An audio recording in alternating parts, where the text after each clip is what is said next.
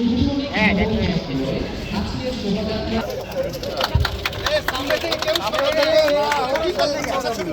জুলাইয়ের মাসে এই ধরনের একটা অনুষ্ঠানে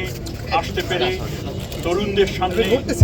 আসতে পেরে এবং বিশ্ববিদ্যালয়ে যারা অভিভাবক আছেন, শিক্ষক আছেন, কর্মকর্তা কর্মচারী যারা রয়েছেন,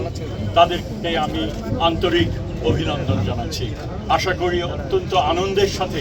আমরা দিনটা উদযাপন করতে পারব এবং সকলে মিলে এই এই এই যে বিশ্ববিদ্যালয়ের যে পরিবেশ, সেটা আনন্দের পরিবেশ, সেই পরিবেশকে আমরা সমুন্নত রাখতে পারব এবং এই বিশ্ববিদ্যালয় যেন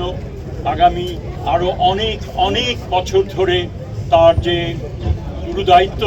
সেটা সকলে মিলে যেন পালন করতে পারে।